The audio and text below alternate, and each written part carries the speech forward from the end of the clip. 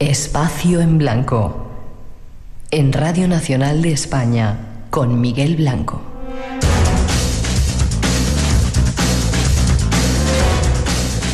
Tres y 6, 2 y 6 en las Islas Canarias. Volvemos a llenar las ondas de Radio Nacional de España de misterios, de estos misterios que aquí nos gustan. Esta noche con un toque un poco diferente y con nuestro compañero Juan José Revenga. El teléfono por si queréis intervenir, 900-137-137. Mañana la segunda edición del programa. Nos iremos a descubriros algunos misterios del fondo de los mares. No os lo perdáis. Y si queréis participar, insisto, 900-137-137, el teléfono del Espacio en Blanco. Y espacioenblanco@rtve, nuestra dirección de email.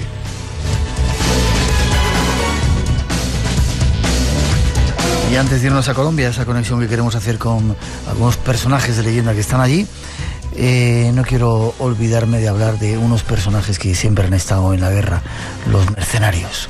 En América, bueno, casi todas las guerras han estado, ¿no? Pero ahora ha cambiado un poco esa onda de mercenarios, ¿no? Eso ha cambiado totalmente el negocio. Ahora se ha convertido en un negocio puro y duro de multinacional. Antes el mercenario, yo recuerdo el Hotel Kisangani en el Zaire, el Hotel Olympic, donde se juntaban todos los mercenarios y allí se repartían los trabajos para África, iban a trabajar de un lado a otro.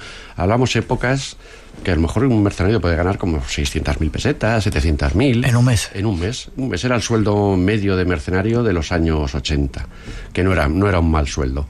Eso ha cambiado totalmente. Ahora ya no encuentras mercenarios ofreciéndose ni en la revista de Soldier of Fortune, que ahí es donde se anunciaba. Soldados de fortuna. Sí, ahí de especialista en bombas, manejando C4 y Sentes. Esos anuncios ya no funcionan porque esos mismos soldados están trabajando ya para las grandes compañías. Pero espera, hay una compañía americana, supongo. Hay varias, una americana que es la más gorda, luego tenemos otra australiana, tenemos otra sudafricana. Son grandes compañías que se dedican a reclutar soldados por el mundo y a mantener las grandes guerras. Son empleados simplemente. Por ejemplo, la americana es la Blackwaters, que conoce todo el mundo, el Aguas Negras. La Blackwaters es una compañía que mueve soldados por todo el mundo. En todas las guerras actuales americanas hay soldados Blackwater, porque por una sencilla razón. Lo más sencillo para llevar gente a la guerra es el problema de los políticos, porque tienen que llevar 10.000 hombres más, se le echa encima al Congreso, tienen que aprobárselo. De esta manera no. Y cuando hay muertos... Claro, y cuando hay muertos se les echan encima. Ha muerto un soldado americano, un ciudadano americano ha muerto. Y de la otra manera no, se contratan 10.000 soldados, se mandan para allá los 10.000. Cuando mueren, no se cuentan como soldados muertos. Son empleados de una compañía como si estuviera llevándoles seguridad, como si estuvieran una compañía de terceras, que no es de frente, es una compañía que les está dando suministros, una suministradora. Y son gente que ha caído en la suministradora, no han caído en batalla. Esas compañías son tristemente dueñas de la gente más importante, por ejemplo de Estados Unidos, de la gente más importantes. La campaña republicana, Blackwater, una gran parte la financian ellos, la campaña política. Y los grandes contratos se los da el Ministerio de Defensa americano. Ya. Sí, que hay, y parece una cosa infantil lo que voy a decir, gente a la que le interesa que haya guerras en el mundo. Claro, por supuesto. Y la guerra hace que muchas cosas se arreglen, crisis, como has dicho antes, claro. Armamento, empresas que tienen a los propios guerrilleros o guerreros para llevarlos a determinados sitios, ¿no? En nómina, tú fíjate, en la Guerra Fría, durante la Guerra Fría, había armamento nuclear en el mundo para destruirlo 36 veces. Dices, ¿dónde vamos? Si le damos una vez y se acabó. Pues tenemos 36 veces y eso cuesta una fortuna, mientras había hambre en otros lados. ¿Qué llegas a una conclusión viendo todas estas cosas? Dice, bueno, cuando se juntan el G7, el G20, vamos a quitar el hambre del mundo, vamos a arreglarlo. Te das cuenta que no, que para que nosotros vivamos así, obligamos a los otros a que vivan de la otra manera, que para todos no hay. Esa es la realidad. No nos engañemos con un 0,7 y les vamos a dar, nos tapamos un poco la cara y ya no pasa nada. No, señores. Pasa que para todos no hay, para que todos viviéramos al mismo nivel. Hay quien dice también, casi para ir terminando, que con todo el dinero que se está dando a los bancos en esta, entre comillas, crisis, que no sé si será, algunos están dudándolo ya, si será una crisis provocada, se habría acabado con todos los males de este planeta. Es decir, habría gente que habría dejado de sufrir el hambre, etcétera, etcétera, etcétera, ¿no? Sí, pero eso con toda seguridad. Paradoja. Con toda seguridad, pero las grandes compañías en eso no lo van a invertir el dinero. El dinero se invierte en esto, se invierte en una guerra, se invierte en armamento. Hablaremos en otros momentos de los grandes traficantes. En este mundo conoces de todo, conoces gentes que se dedican a cualquier cosa que tenga que ver con ello. Grandes traficantes, grandes grupos guerrilleros, anécdotas personales de guerrilleros, de fedallines, que te quedas plasmado y dices, pero no puede ser que esto ocurra. Tú ves un fedallín en una cena, estás hablando con ellos, empiezan a brindar con los vasos, se rompen los vasos uno contra otro y se comen los cristales, demostrando que son más hombres. Digo, bueno, con este hombre ¿qué se puede luchar? No podemos mandar una cosa bien clara en una guerra. No se puede mandar un ejército de soldados de gimnasio maravillosos, muy bien armados, a luchar contra hombres. ¿Qué es lo que está ocurriendo? Los mandamos a luchar contra hombres que defienden su vida mordiéndote los tobillos. Ellos sí tienen ideas de salvarse, luchan por lo único que creo que se puede luchar, por la libertad.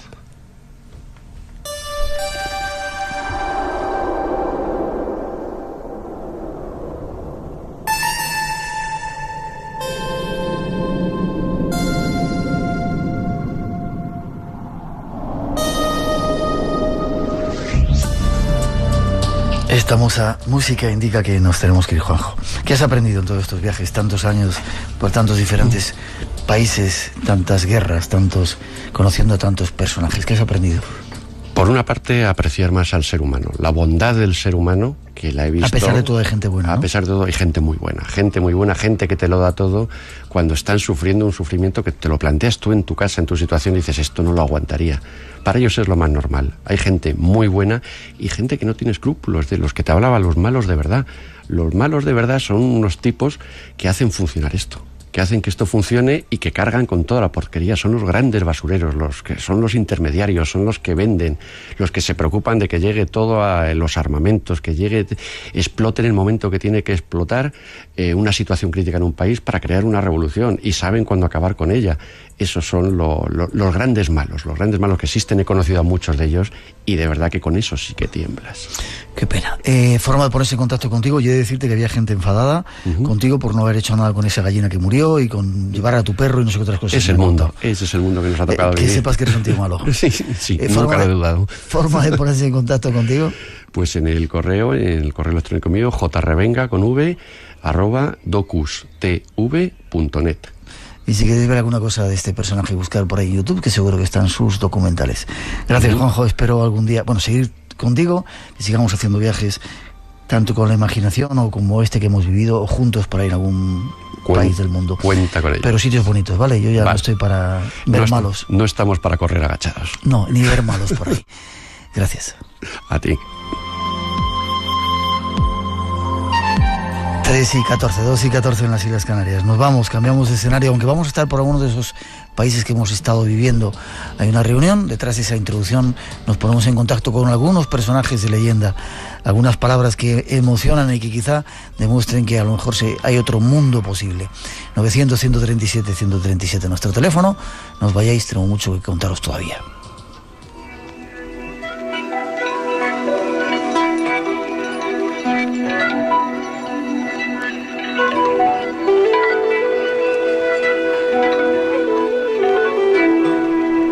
Justo en este momento, en Colombia, se está organizando una reunión que pretende demostrar que otro mundo es posible.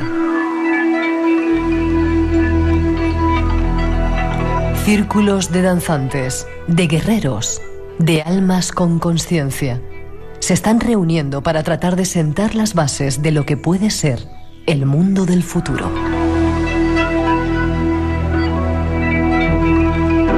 Es una cita a la que el espacio en blanco está invitado, y hasta allí queremos llevaros para escuchar de la mano de leyendas vivas lo que está ocurriendo.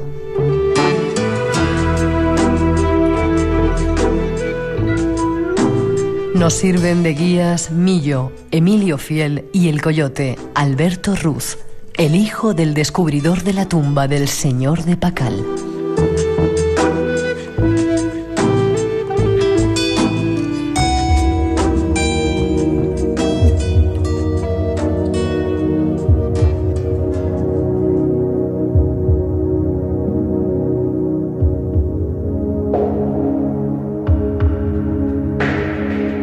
Seguimos camino En esta ocasión, tras los pasos de uno de nuestros compañeros, un personaje de nuestra familia que nos ha acompañado durante el año anterior, dándonos crónicas de Gaia, y en esta ocasión nos vamos hasta Colombia, detrás de Emilio Fiel. Buenas noches, buenas tardes para ti, Emilio. Buenas tardes, Miguel. Un saludo a todos los radioyentes. ¿Cómo estás? Pues aquí, en la zona de Colombiana, como bien has dicho, en la ecoaldea de Nueva Atlántida, que está cerca de Cali, bueno, en la zona guerrillera, a unos 20-30 kilómetros de esas montañas, y es Cajirío, donde estamos, en la zona bella, en el Cauca. Ajá. No podía ser en otro lugar, una zona guerrillera donde tendríais que estar, ¿no? Hombre, hay que estar donde están las batallas floridas. Comenzó el 2012, hemos hablado una vez de él, de la sensación que se tiene de estar ya en él. El año de la graduación, ¿lo llamas tú, Emilio? El rayo sobre todo cuando reseteamos el disco duro, ese es lo importante, y quizás una parte de ese reseteo tiene que ver con lo masculino y femenino divino que se unen tanto en los eclipses de mayo, junio como los de noviembre, que es donde termina todo eso. Ahí todo se une, lo masculino y lo femenino se funde, y ya el 21 pues reseteamos el disco de tal manera que de aquí a 2 años no conozcamos para nada este mundo de separatividad, miedo, de muerte en el que estamos siempre implicados. Así de claro lo tienes, Emilio. Sí, lo tengo claro. Ya sabes que yo siempre tengo algunas cosillas claras, pocas, pero buenas. Tienes la capacidad de ponerme la carne de gallina. Es carne de gallina. Me la pones hablando de esas cosas así. ¿Qué se está celebrando en esa nueva Atlántida donde estáis ahora? Bueno, pues tenemos varios consejos, desde la espiritualidad hasta la ecología, en todos sentidos, educación, cualquiera de los aspectos de la vida misma. Entonces hay como 500 personas venidas de 25 países, y de alguna forma lo que se celebra es eso, es un comienzo del año, con conciencia, en el que vamos a tomar decisiones sobre lo que vamos a hacer a lo largo de este periodo, de los años que vienen. También con preparar una alternativa de vida coherente, una alternativa a la familia, una alternativa al trabajo de oficina y administrativo, una alternativa a la alimentación, una alternativa a las relaciones. Y en eso estamos, en cada uno de los consejos. Se mueven en estos momentos como 7 consejos, cada uno tiene sus reuniones, sus decisiones, sus propuestas, y luego habrá una fusión de todo ello. Funcionando, Emilio, como se funcionaba quizá antiguamente, los clanes, las tribus, ¿verdad? Claro, estamos ahí mismo, estamos en los círculos indígenas, estamos en contacto con nuestros antepasados, las tribus celtas hacían lo mismo, tanto de aquí como de allí, siempre el círculo ha sido la clave, y la expresión y el encuentro de soluciones se ha movido desde la conciencia en círculo, desde el respeto a los demás. Estamos realmente preparando el camino para las 7 generaciones a venir, y ese camino pasa necesariamente por salir fuera de esa fantasmagoría mental en la que estamos. Uh-huh. ¿Qué lejos está eso de nuestros esquemas políticos, los políticos actuales, ¿verdad? Bueno, gracias a Dios, también el 15M se ha movido en círculo, y gracias a Dios, el juego desde la base, desde la reacción interna, desde la indignación que dicen ellos, desde el ponerse en pie con conciencia, que habría que decirlo ya, pues ha salido grandes sabidurías, grandes decisiones muy elementales del buen sentido de Ananda, ¿no? De ese Swami que toma decisiones, dice, ¿cómo es posible que un diputado tenga estos privilegios, cobre estas cosas, tenga este retiro? Y aquí la gente no, porque ¿qué es esto? ¿No? Unas cosas muy sencillas que vienen desde la base. Uh-huh. Pero antes de seguir un poquito, Miguel, sí, ¿qué te parece si te presento, porque tenemos la oportunidad de hablar aquí con mi buen hermano Alberto Ruz, que realmente ha sido un guerrero en el camino, siempre al lado, siempre juntos, siempre caminando en la misma dirección con nuestra libertad, y me da mucho gusto que pueda estar con vosotros un ratito, que podáis conocer de su experiencia muy compleja también en la vida, y también de su sabiduría en estos procesos de los consejos de visiones, los cuales yo he llevado como 7 en España, pero aquí ya llevan muchos más, y él ha estado en decenas de ellos. ¿Te parece bien que te pase a Alberto Ruz? Un placer y un honor para nosotros tener de nuevo a Alberto por aquí. Pues con mucho gusto, aquí te paso, Alberto. Miguel, buenas tardes, ¿cómo estás? Alberto, ¿cómo estás? ¿Cuánto tiempo? No sé si te acuerdas de las entrevistas que hemos hecho en España. Absolutamente, aquí en esta tierra dicen a los años, Miguel. A los años, sí señor. Y las veces que las hemos repetido, y las veces que la gente nos ha pedido que volvieras al programa, Alberto, ¿cómo estás? Pues aquí estamos, de nuevo, sobreviviendo bien, es decir, llevándola bien, y sobre todo manteniéndonos al frente de todo lo que está sucediendo en el planeta en este momento. y viendo que mucho de lo que hemos ido sembrando a través de las décadas ahora ya está aquí floreciendo, ¿no? Esta nueva Atlántida en la que estamos ahorita es precisamente una de estas semillas que dejamos a nuestro paso con la caravana Arcoíris por la Paz por Sudamérica, y que ahora se tornó en este lindo proyecto que ahora a su vez está convocando a todos los pueblos aquí de América Latina e incluso de España, porque aquí tenemos un encuentro simultáneo de la red ibero-latinoamericana de ecoaldeas que está sesionando en estos justos momentos, ¿no? Para ver de qué manera lo que está gestándose aquí, lo que está gestándose allá, hace su nuevo puente. Ya no será el puente de Wirikuta, pero ya los puentes de Wirikuta han cumplido esa función y ahora hay infinidad de puentes arcoíris que se están tendiendo a través del planeta para enlazar a las redes de cambio, de transformación de este paradigma en el que estamos, que se está empezando a deshacer. Con Emilio hablábamos a veces de que cuántas veces habíamos añorado ese 2012 y de repente ha llegado ya ese año en el que tantas veces habíamos hablado de él, planeando y tratando de que fuera un año bonito, ¿eh? Y estamos en él. Pues no hay mejor manera para nosotros de arrancar el año gregoriano del 2012 que estar aquí, como te decía Millo, con 500 personas de todo el mundo y celebrando la vida y al mismo tiempo compartiendo cada quien de nosotros su camino, su andar, sus experiencias, sus vivencias, para salir de aquí cada vez más enriquecidos. Es una cita, Alberto, en la que tendríamos que estar también nosotros, pero bueno, nos basta compartirlo con Millo y contigo ahora. Cuéntame, ¿cómo se vive el 2012 en el México actual? Las veces que hemos estado allí mucha gente no tenía mucha idea ni se preocupaba de ello. ¿Cómo lo vivís? Pues mira, hay ya desde hace algunos años una enorme expectativa, sobre todo en México, obviamente, porque pues mucho de esto se generó con todo este asunto de las profecías mayas y pues obviamente el mundo entero tiene los ojos sobre México en este momento y sabemos que están pasando cosas por todo el planeta. Y ahora que pues partió José Argüelles antes que nosotros y dejó como un agujero que nos está tocando de alguna manera a nosotros recoger un bastón que él dejó y nos está haciendo guiños justamente en este momento, es desde la dimensión en el que está en este momento.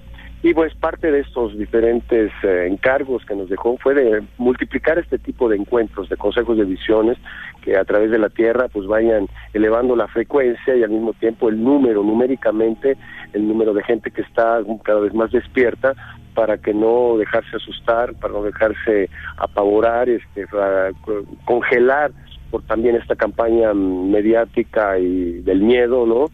Y todas estas previsiones apocalípticas. Y pues para simplemente entender que los mayas nunca hablaron de fines, hablaron de ciclos, que los ciclos están simplemente como las estaciones pasándose siempre y que los ciclos empatan unos con los otros y que pues pero por otro lado es interesante porque hay como una convergencia planetaria en torno a esta fecha, en torno a ciertas fechas muy precisas. Y bueno, estamos viendo de qué manera, pues por ejemplo ahora en junio estaré con Millo en Alcover, en Tarragona, donde fue la sede original de la comunidad Arcoíris, donde yo precisamente conocí a Millo ya hace 3 o 4 siglos, y no es un poco más, y estaremos allá, y a mi vez aquí en México pues estoy también trabajando con un nuevo proyecto que se llama Caravana Kin Maya, para recorrer todos los estados mayas y todos los países mayas, haciendo trabajo ceremonial y educativo y ecológico y rescate de tradición ceremonial por los pequeños poblados, ciudades de toda la zona maya, que no es solamente México. Alberto, yo te emplazo para cuando vengas a España para seguir hablando de ello, pero te dejamos cuando ibas en esa caravana del arco iris por todo el mundo. Después fuiste a la Morada del Coyote. Así, pues el coyote sigue ahí dentro de mí, por donde quiera que vaya, el coyote siempre me acompaña, ¿no? Y fueron 13 años de ese peregrinaje suramericano, y lo concluí en el año 2009, y regresé de nuevo a México, a nuestra ecoaldea, a Huehuecoyot, y desde entonces llevo 2 años reencontrándome con ese país, reencontrándome con mi familia, con mis hijos, ahora con mis nietos, que incluso no conocía, ¿no? ¿Ya tienes nietos? No, pero ya nietos que al rato me van a hacer bisabuelo, porque ya hay uno de 16 años, así es que imagínate, nietos de 16 años. Dios santo. Nunca pensé que llegaría tan lejos, pero bueno, aquí sigo, ¿no? Los coyotes llegan lejos. Alberto, mensaje para la gente que escucha nuestro programa, que está siguiendo un poco todas estas crónicas, desde tu punto de vista, desde tu voz, ¿cuál sería para darles en este 2012, el año de la graduación, de la revolución silenciosa, lo llamamos nosotros? Sí, bueno, esa es un buen nombre que le has dado, de revolución silenciosa, ¿no? Y esa, nosotros la llamamos la reevolución, ¿no? La reevolución de la conciencia, y un momento para volver a entendernos como verdaderamente como no más independencias, sino interdependencias. Básicamente los movimientos nos están mostrando sociales en este momento de que ya no son cuestiones aisladas, ¿no? Esto es como un nuevo, hoy decía un swami que dio una plática hoy en la mañana aquí en la Atlántida, dijo, este es un nuevo 68, y yo creo que de alguna manera se perfila precisamente de esta manera, con la conciencia que no teníamos en el 68, con los guías, con los líderes, con la experiencia que hemos adquirido desde el 68 para acá. Y lo que quiero, pues, realmente, más que nada como mensaje decir, no se trata de dejarnos parar, no se trata de dejarnos intimidar, entender que los ciclos, como las estaciones, como la primavera sigue a un invierno, y como el invierno es antecedido por un otoño y así, que eso es lo que está pasando, pero lo que nos está indicando realmente ya la naturaleza, nos está indicando el cosmos en este momento, es que nos tenemos que dejar de pavadas, ¿no? Que ya todo lo que hemos dicho, todo lo que hemos pensado y sentido, ahora lo tenemos que poner en práctica, ¿no?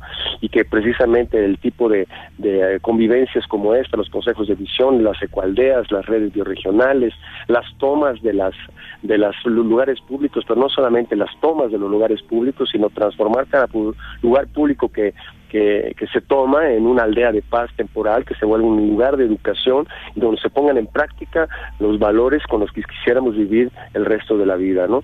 Entonces yo creo que este momento es un momento para esto, y entonces vamos a colaborar a pasar esa información prácticamente, a pasar esa información a través de los medios, pero también a ocuparnos y a tomar nosotros a nosotros mismos, y tomar cada espacio posible para poder transmitir ese mensaje y para poder realmente compartir esa vivencia. Ahí estamos, haciéndolo desde aquí, desde Radio Nacional de España, para todo el mundo. Alberto, antes de despedirte, si quieres dar una forma de contacto para que la gente vea el trabajo que estáis haciendo, déjame que ponga un poquito de música para que tomen lápiz y papel y lo apunten, ¿vale? Ya, ahorita. Alberto Ruz, uno de los guerreros que en este programa ha ido sembrando también ese camino que estamos recorriendo hacia el 2012 junto con Emilio Fiel. ¿Dónde se puede conectar contigo para saber el trabajo que estés realizando?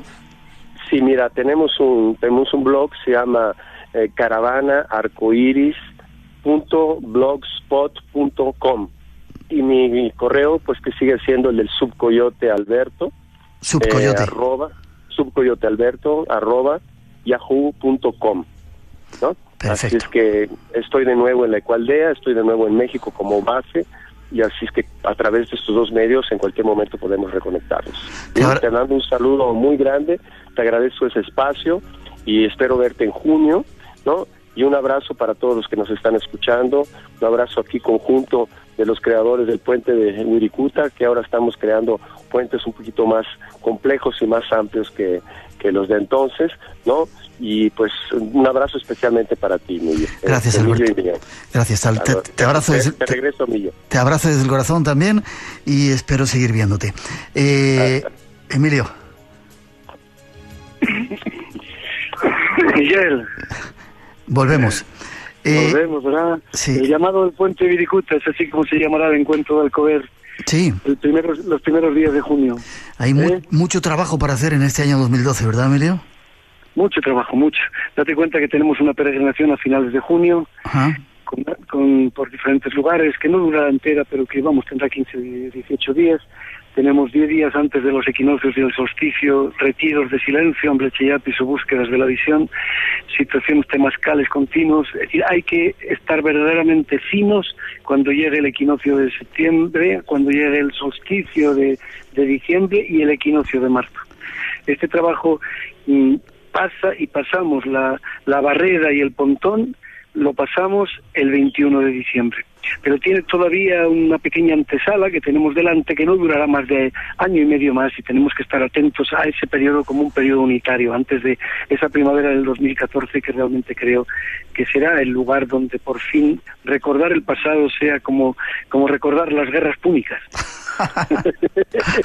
A este paso, con el tiempo que va pasando, va a ser así, Emilio? Sí, a tanta velocidad, ¿verdad? Sí, ciertamente. Sí, a ver, hace 5 años, ¿cómo podía uno pensar ciertas cosas hace 5 años cuando esto se veía absolutamente bloqueado e inamovible? Sí, la verdad que han cambiado muchas cosas y muy rápidamente. Y gracias quizá al trabajo que se está haciendo desde la sombra, en silencio, por gente como tú que lleváis tantos y tantos años. Bueno, todos hacemos, gracias a Dios ahora hay muchos guerreros y eso da gusto, el círculo de la danza es muy grande, antes estábamos solos y la verdad es que acababa uno criando muchas telarañas, ahora todo está, siempre se puede estar en forma, ¿eh? Vamos a seguir a lo largo de este año hablando de todo eso, anunciando estas batallas floridas, estos acontecimientos que van llegando para el 2012, pero un consejo para la gente a primero de año, Emilio, siempre te lo pido, de vez en cuando. Bueno, pues sobre todo este año va a haber mucha convulsión a nivel del entorno histórico y el entorno social. Muchas experiencias de tipo natural bruscas y tenemos la necesidad de mantenernos serenos y con absoluta confianza de lo que se está haciendo, de lo que está sucediendo desde el invisible, es ese reseteo del disco duro interno, del contacto con el ser, y no perder nunca esa confianza. Hay que irradiar desde el corazón, más que nunca hoy el corazón, aunque siempre os hablo del vientre, es importante para esta etapa en la que mantener la serenidad es la cualidad del guerrero, de ese guerrero que de alguna forma está unido a la tierra, porque va a haber muchas excusas para convulsionarse, muchas, y vamos a querer encontrar soluciones fuera, y no hay soluciones fuera. La solución viene desde dentro, viene desde la comprensión y la unidad con la tierra y con la humanidad como un todo, ¿no? Y entonces este es el consejo más importante ahora, y también que estos tiempos, el solsticio de verano sea un lugar de la resolución de obstáculos, estos tiempos son para la unión definitiva y armonización definitiva de lo masculino y lo femenino.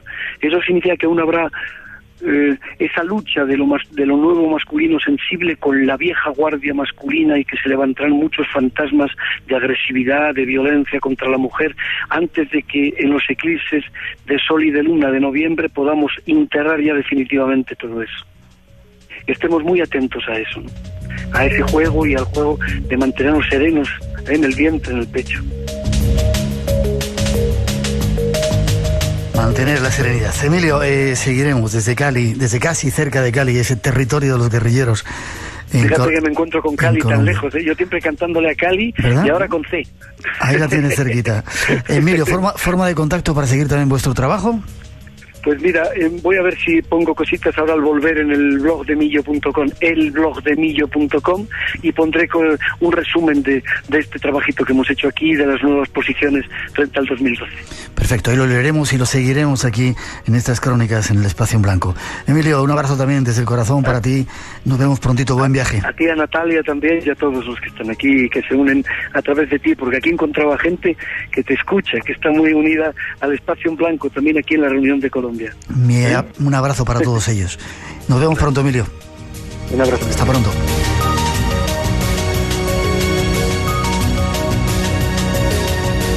Si te gusta el misterio y lo desconocido, tienes una cita con nosotros.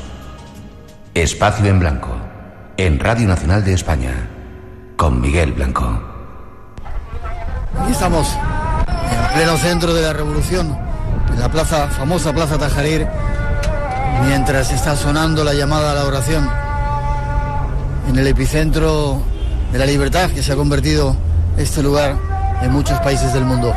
Este es el sonido de esa plaza y de ese latido de la libertad.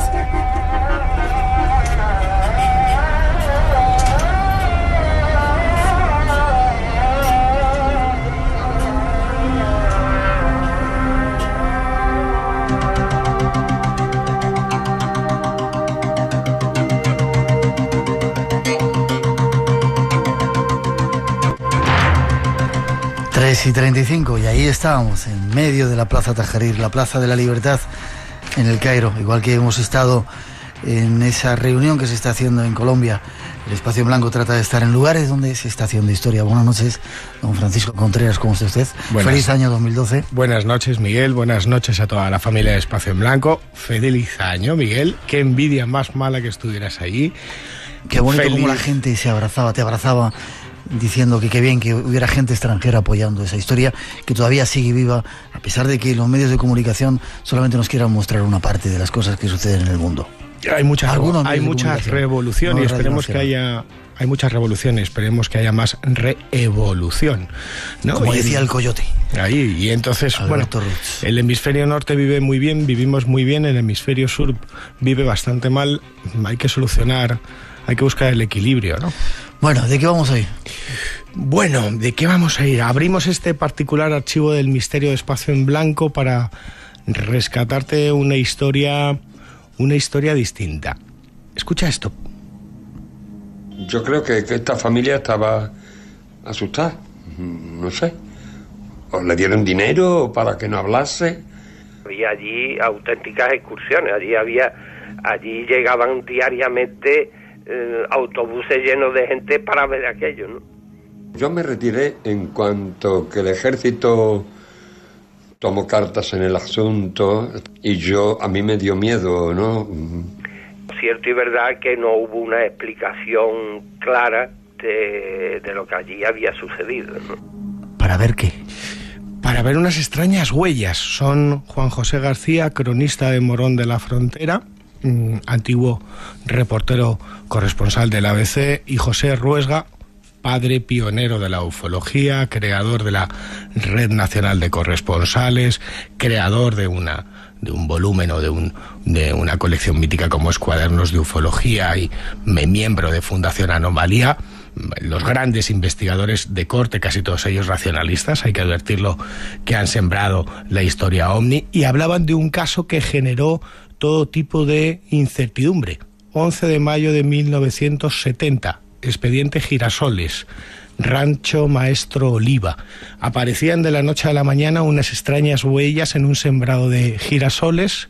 Gordillo, su propietario, las descubría cuando hacía la primera revisión de los sembrados por la mañana, aquel 11 de mayo de 1970, y comenzaba un caso distinto, un caso que tiene un significado profundo porque marcó un antes y un después en la ufología española, porque reabrió el interés social y periodístico en un momento de, te diría, chanza informativa y mutismo y secretismo oficial, y marcó, como te comentaba, el antes y después.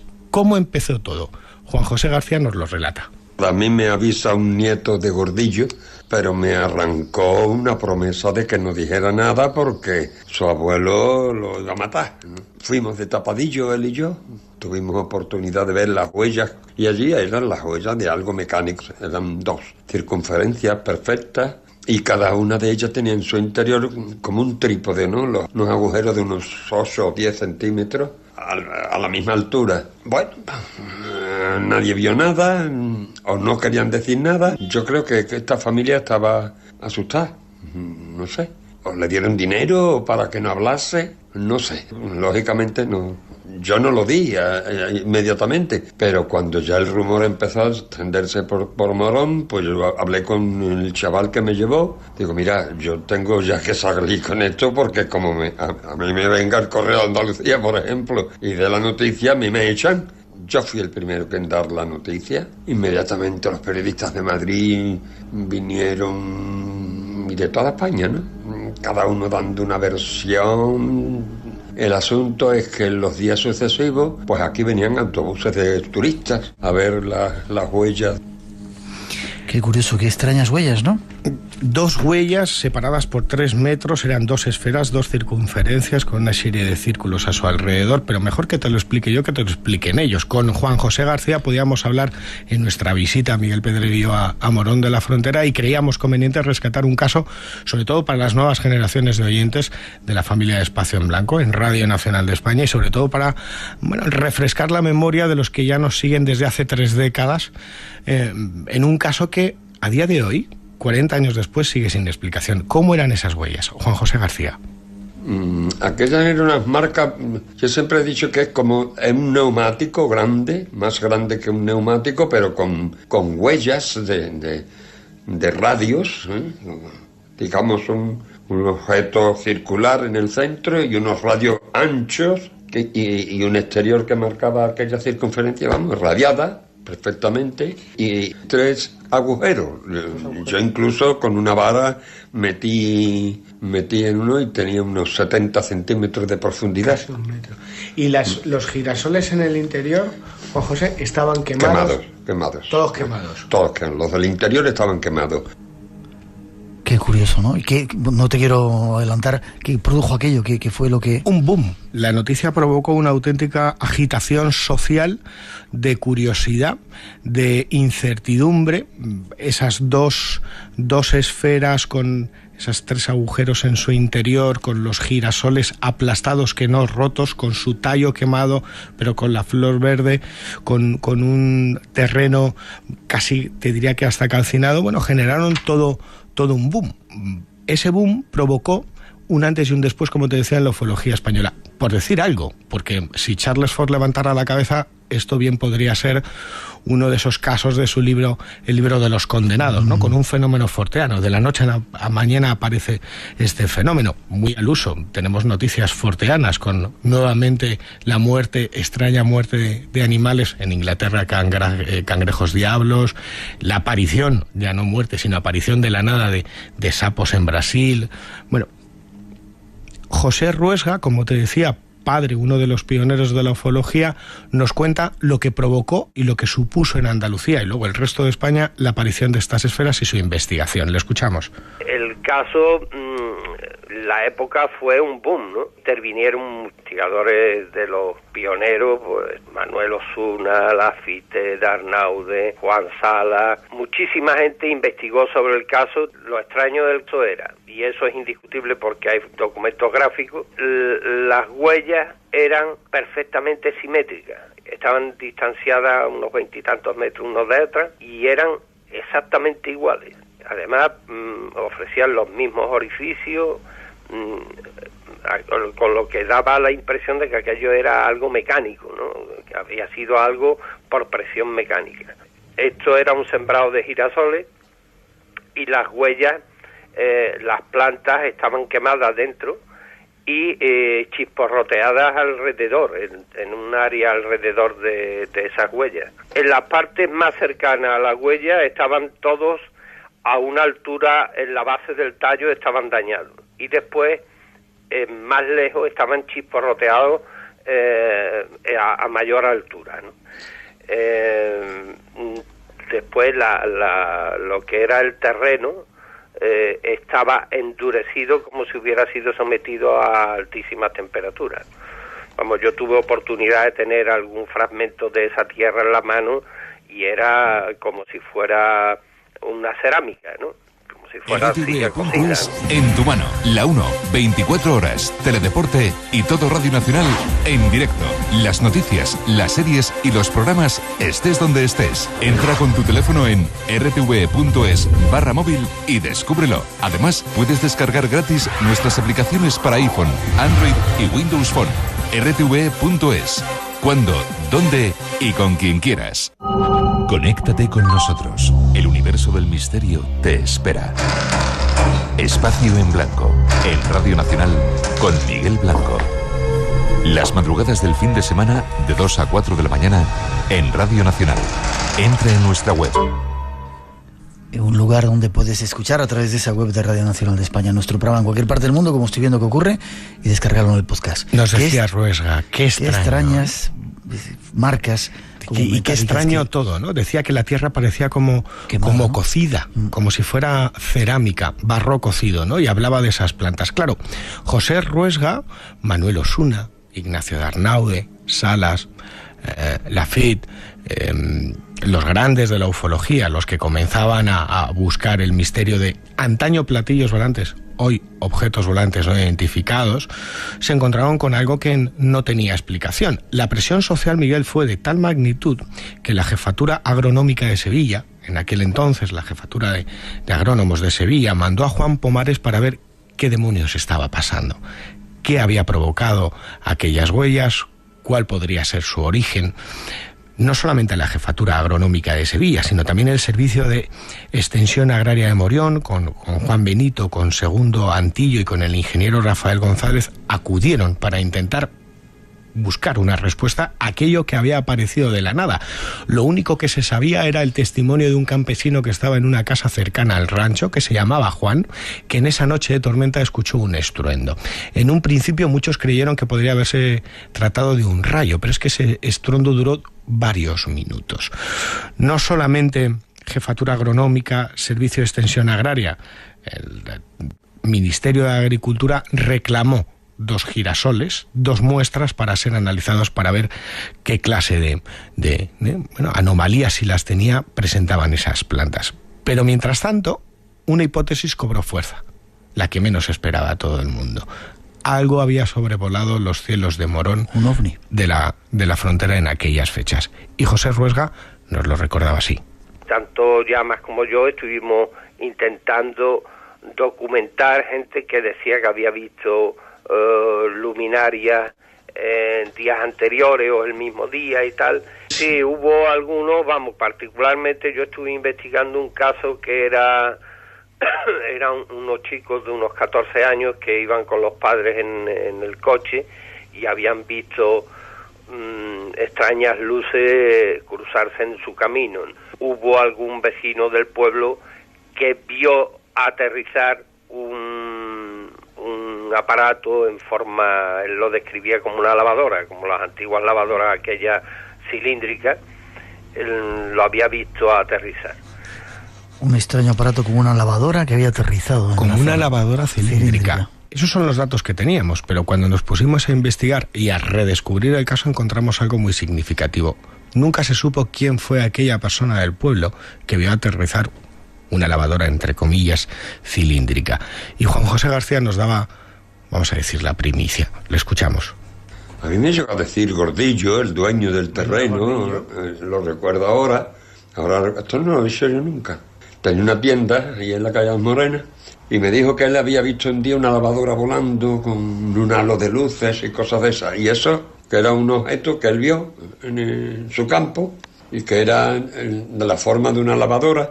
Digo, pero una lavadora de las cuadradas de las redondas. Y dice, redondas de las redondas. Y me dijo eso, que él había visto. Qué extraña visión, ¿no? Esa lavadora redonda. El propio dueño del rancho Maestro Oliva, Gordillo, fue quien vio un extraño objeto con forma de lavadora de las redondas, decía, con ese eje andaluz, aterrizar en ese lugar. Nunca se sabrá si, porque ya falleció, nunca se sabrá si fue por miedo a contarlo, al qué dirán, en un momento, te digo, bastante interesante dentro de la ufología. Mira, habían ocurrido 2 flaps, 2 oleadas de ovnis hasta ese momento en España, las de los años 50 y la del año 68 y 69. A España llegaba información de Estados Unidos bastante velada. Se acababa de publicar un libro que tú muy bien conoces, que es el Libro Azul, en el que tras varias comisiones oficiales se había desestimado el origen no terrestre, menos aún extraterrestre, del fenómeno ovni. Pero paradójicamente, en el 68, las Fuerzas Armadas de este país decían que todo lo que tuviera que ver con ovnis era absolutamente secreto y confidencial.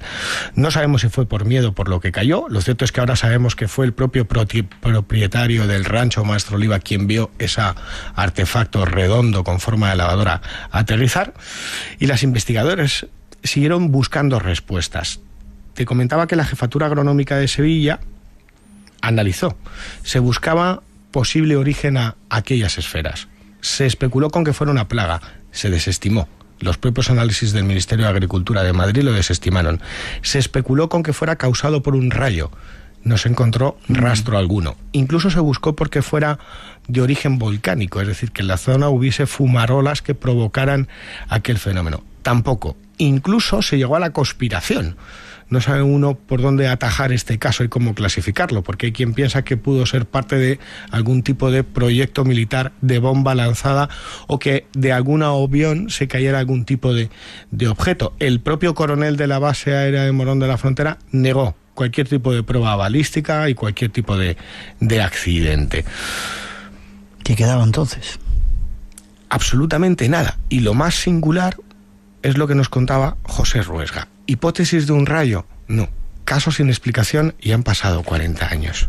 Para mí lo más curioso de todo eso es que aquellas circunferencias cada día eran mayor en cuanto que se iban quemando los girasoles, se iban muriendo los girasoles en ese sentido de la circunferencia, porque los de dentro de la circunferencia ya estaban secos desde el primer momento, o sea que lo que fuera quemó aquello, porque lo curioso es que en días sucesivos se fueron quemando así, circularmente, en un sentido. Y cada día era más grande la marca aquella. Esa marca. Estábamos tratando Juan José García nos ponía a la orden. Se especuló con que hubiese sido un rayo. Nunca se encontró prueba alguna de que hubiese caído un rayo. Incluso un doble rayo que hubiese provocado en su caída las dos huellas. El problema estaba en que Salas y Laffitte llegaron a escarbar en esos 90 casi metros de profundidad de las huellas del interior de las circunferencias y encontraron que fuera lo que fuera había salido de dentro a fuera. Y había cocido la tierra. Si quieres escuchamos cómo acaba todo. Lo más sobrecogedor del expediente Girasoles es lo que vas a escuchar ahora. Vamos a escucharlo. O en la misma base convocaron una rueda de prensa y fuimos todos los que estábamos trabajando allí un coronel muy campechano, un hombre muy campechano, dice, bueno, que yo lo que tengo aquí que decir que el asunto de los girasoles se acaba. Eso es una escarbadura de gallina, lo dije así, el andaluz. Eso lo que allí había eran escarbaduras de gallina y allí no ha pasado nada. Y eso le tenemos que pegar carpetazo. Aquello nunca se supo. Yo me retiré en cuanto que el ejército tomó cartas en el asunto y a mí me dio miedo, ¿no? Algo que no era explicable, decía. Ni era explicable, sobre el que y le dio miedo, decía. Se dio carpetazo de forma oficial de una forma sobrecogedora. Un caso sobre el cual los investigadores más racionalistas, más pragmáticos, nunca llegaron a encontrar ninguna respuesta, y esto sí que es importante. Es decir, el papel de la Fundación Anomalía, de Cuadernos de Ufología, en este caso de José Ruesga, de Darnau, de Manuel Osune, de todos ellos, fue fundamental. Eran auténticos detectives de los platillos volantes no identificados, no sopesaban, no ponían cualquier hipótesis porque sí. 42 años después, 4 décadas después, el expediente Girasoles es un caso que hay que recordar para refrescar que sigue habiendo casos que no tienen explicación, que fueron molestos para las instituciones oficiales. La gran pregunta, la gran reflexión, para no quedarnos solamente en lo casuístico, es qué clase de artefacto, de fenómeno, es capaz de provocar todo aquello. ¿De dónde viene? ¿Quiénes son? ¿Qué son? Ojalá este año 2012, que dicen que regresan los dioses, tengamos respuestas a todo eso.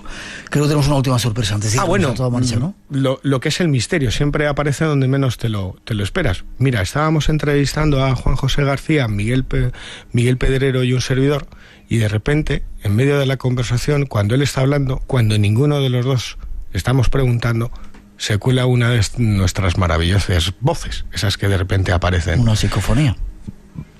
A ver si la escuchas y ahora la comentamos. A mí me llegó a decir Gordillo, el dueño del terreno, lo recuerdo ahora. La volvemos a poner. Sí. Es rápida. Sí, espero que lo preparan. A ver si estás atento. Sí, he visto. Interrumpe, ¿eh? Escucha ahí, y pregunta. Vamos a escucharlo. A mí me llegó a decir Gordillo, el dueño del terreno, lo recuerdo ahora. Y no era nadie, ese Gordillo, esa voz que dice Gordillo. Miguel Pedrero. Yo me he quedado anonadado esta tarde porque estábamos los dos callados. Es una entrevista que queríamos emitir. Lo escuchamos una vez más. Sí, ¿podemos? No podemos ahora. Bueno, lo dejaremos ahí. Yo creo entender que pregunta cuando Juan José García dice, yo le dije a Gordillo, y sale la voz de fondo y dice, ¿quién es Gordillo? Pero esto es libre interpretación. Está sin filtrar, ha entrado vamos a escucharlo. Creo que la tienen preparada nuestros compañeros. A mí me llegó a decir Gordillo, el dueño del terreno, lo recuerdo ahora. Curioso. Nos vamos. Otra voz más, otro misterio más. Bueno. Te escucho. Una cosa antes de irnos. Comienza... Espera, deja que suene un poquito la música.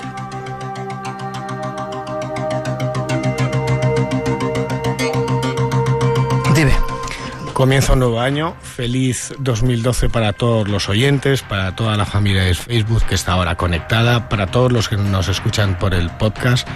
Te digo una cosa, sabes que me pongo tierno siempre. Dime. Me siento súper orgulloso de estar donde estoy, súper feliz en Espacio en Blanco, en Radio Nacional de España, y tener la mayor diversidad de misterio que hay con el equipo que tenemos. Vicente Fuentes, José Luis Tajada, es para estarlo. Josep Guijarro y Miguel Pedrero. Sé feliz, sé felices. Estar aquí en esta casa en Radio Nacional. Cuídate mucho, nos vemos, nos seguimos viendo. Ser felices.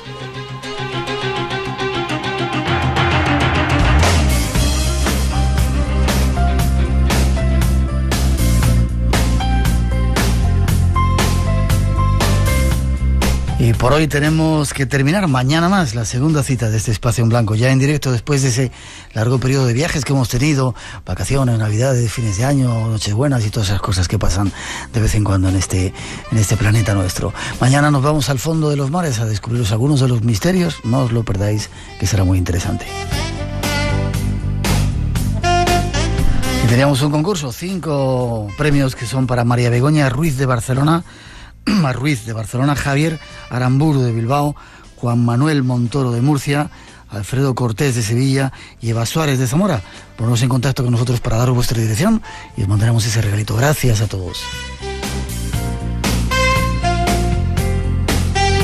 Ha sido un absoluto placer volver a estar aquí en directo con vosotros. Mañana repetimos, ojalá queráis estar con nosotros. Gracias por la compañía. Gracias a María José Cascante, que cuidó nuestro mágico sonido. Os invitamos a seguir en la sintonía de Radio Nacional con más programas que siguen, y hasta las 4 un poquito de nuestra mejor música. Cuidaros, ha sido un placer.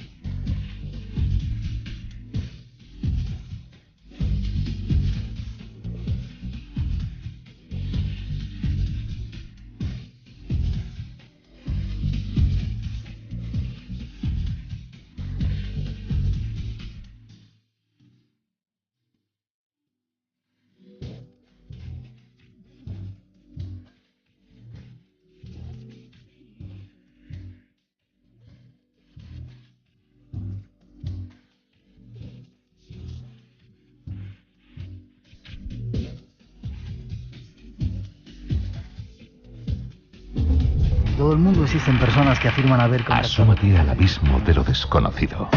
Iremos hasta Wall Street para descubrir que allí también... Conoce otras realidades. Viajaremos por el mundo de la mente para... Cruza la frontera de la lógica. Los estados alterados de conciencia. Las madrugadas del fin de semana. De obsesiones y a partir de las 2. Una cita apasionante con el Espacio en Blanco con Miguel Blanco. Ese oscuro mundo donde el diablo... Radio Nacional. Espacio en Blanco. En Radio Nacional de España, con Miguel Blanco.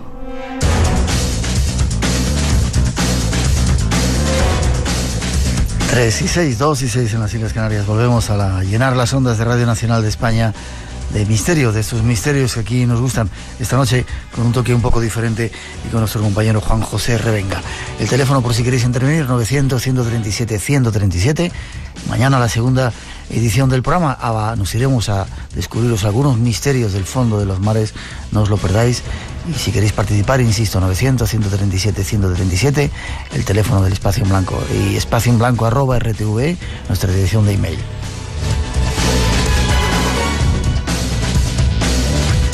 Y antes de irnos a Colombia, esa conexión que queremos hacer con algunos personajes de leyenda que están allí, No quiero olvidarme de hablar de unos personajes que siempre han estado en la guerra, los mercenarios. En América, bueno, casi todas las guerras han estado, ¿no? Pero ahora ha cambiado un poco esa onda de mercenarios, ¿no? Eso ha cambiado totalmente el negocio. Ahora se ha convertido en un negocio puro y duro de multinacional. Antes el mercenario, yo recuerdo el Hotel Kisangani en el Zaire, el Hotel Olympic, donde se juntaban todos los mercenarios y allí se repartían los trabajos para África, iban a trabajar a un lado a otro. Hablamos épocas que a lo mejor un mercenario puede ganar como 600.000 pesetas, 700.000. ¿En un mes? En un mes. Un mes era el sueldo medio de mercenario de los años 80, que no era un mal sueldo. Eso ha cambiado totalmente. Ahora ya no encuentras mercenarios ofreciéndose ni en la revista de Soldier of Fortune, que ahí es donde se anunciaba. Soldados de fortuna. Sí, ahí de especialista en bombas, manejando C4 y Sentes. Esos anuncios ya no funcionan porque esos mismos soldados están trabajando ya para las grandes compañías. Pero espera, hay una compañía americana, supongo.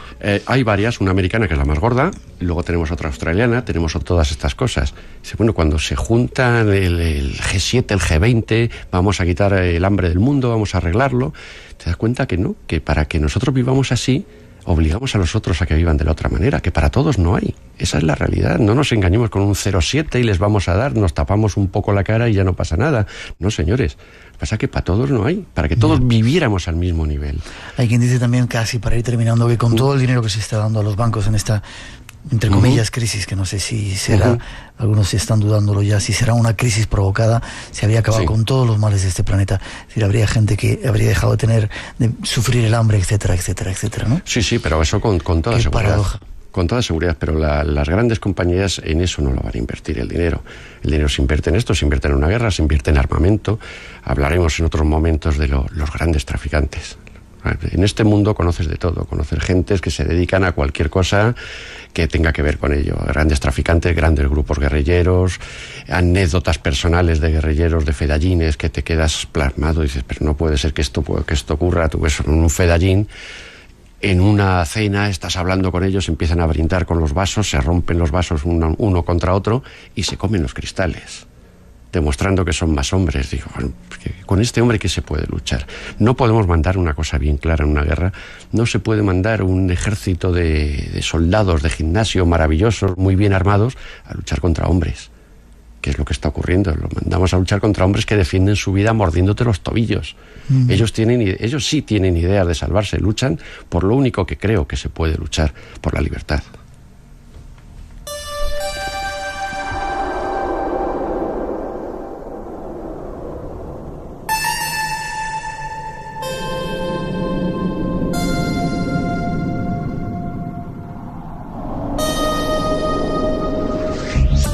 Sudafricana, son grandes compañías que se dedican a reclutar soldados por el mundo y a mantener las grandes guerras. Son empleados simplemente. Por ejemplo, la americana es la Blackwaters, que conoce todo el mundo, el Aguas Negras. La Blackwaters es una compañía que mueve soldados por todo el mundo. En todas las guerras actuales americanas hay soldados Blackwater, por una sencilla razón. Lo más sencillo para llevar gente a la guerra es el problema de los políticos, porque tienen que llevar 10.000 hombres más, se le echa encima al Congreso, tienen que aprobárselo. De esta manera no. Y cuando hay muertos... Claro, y cuando hay muertos se les echan encima. Ha muerto un soldado americano, un ciudadano americano ha muerto. Y de la otra manera no, se contratan 10.000 soldados, se mandan para allá los 10.000. Cuando mueren, no se cuentan como soldados muertos.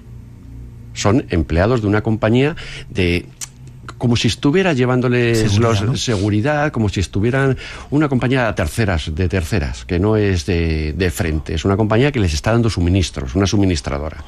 Y son gente que ha caído en la suministradora, no han caído en batalla. Esas compañías son tristemente dueñas de la gente más importante, por ejemplo de Estados Unidos, de la gente más importantes. La campaña republicana, Blackwater, una gran parte la financian ellos, la campaña política. Y los grandes contratos se los da el Ministerio de Defensa americano. Ya. Así que hay, y parece una cosa infantil lo que voy a decir, gente a la que le interesa que haya guerras en el mundo. Claro, por supuesto. Y la guerra hace que muchas cosas se arreglen. Crisis, como has dicho antes, armamento, empresas que tienen a los propios guerrilleros o guerreros para llevarlos a los determinados sitios, ¿no? En nómina, tú fíjate, en la Guerra Fría, durante la Guerra Fría, había armamento nuclear en el mundo para destruirlo 36 veces. Dices, ¿dónde vamos? Si le damos una vez y se acabó. Pues tenemos 36 veces y eso cuesta una fortuna, mientras había hambre en otros lados. ¿Qué llegas a una conclusión viendo? Esta música indica que nos tenemos que ir, Juanjo. ¿Qué has aprendido en todos estos viajes? Tantos años por tantos diferentes países, tantas guerras, conociendo a tantos personajes. ¿Qué has aprendido? Por una parte, apreciar más al ser humano, la bondad del ser humano, que la he visto. A pesar de todo hay gente buena, ¿no? A pesar de todo hay gente muy buena, gente que te lo da todo cuando están sufriendo un sufrimiento que te lo planteas tú en tu casa, en tu situación, y dices, esto no lo aguantaría. Para ellos es lo más normal. Hay gente muy buena y gente que no tiene escrúpulos, de los que te hablaba, los malos de verdad. Los malos de verdad son unos tipos que hacen funcionar esto, que hacen que esto funcione y que cargan con toda la porquería. Son los grandes basureros, los que son los intermediarios, son los que venden, los que se preocupan de que llegue todo a los armamentos, que explote en el momento que tiene que explotar una situación crítica en un país para crear una revolución, y saben cuándo acabar con ella. Esos son los grandes malos que existen. He conocido a muchos de ellos y de verdad que con eso sí que tiemblas. Qué pena. Forma de ponerse en contacto contigo. Yo he de decirte que había gente enfadada contigo por no haber hecho nada con esa gallina que murió y con llevar a tu perro y no sé qué otras cosas. Ese es el mundo que nos ha tocado vivir. Que sepas que eres un tío malo. Sí, nunca lo he dudado. ¿Forma de ponerse en contacto contigo? Pues en el correo electrónico mío, jrevenga@docustv.net. Y si queréis ver alguna cosa de este personaje, buscar por ahí en YouTube, que seguro que están sus documentales. Gracias, Juanjo. Espero algún día, seguir contigo, que sigamos haciendo viajes, tanto con la imaginación o como este que hemos vivido, o juntos para ir a algún país del mundo. Cuenta con ello. Pero sitios bonitos, ¿vale? Yo ya no estoy para ver malos. No estamos para correr agachados. No, ni ver malos por ahí. Gracias. A ti. 2 y 14 en las Islas Canarias. Nos vamos, cambiamos de escenario, aunque vamos a estar por algunos de esos países que hemos estado viviendo. Hay una reunión, detrás de esa introducción nos ponemos en contacto con algunos personajes de leyenda, algunas palabras que emocionan y que quizá demuestren que a lo mejor hay otro mundo posible. 900-137-137 nuestro teléfono. No os vayáis, tenemos mucho que contaros todavía.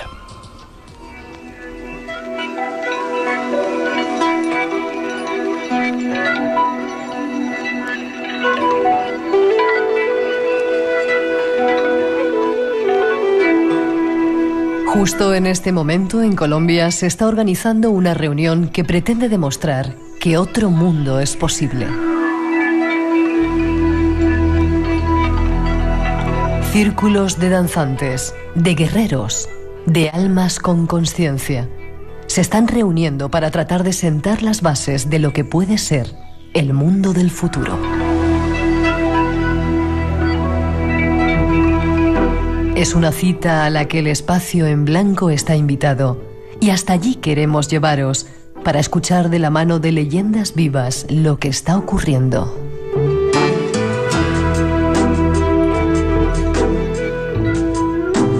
Nos sirven de guías Millo, Emilio Fiel y el coyote Alberto Ruz, el hijo del descubridor de la tumba del señor de Pacal.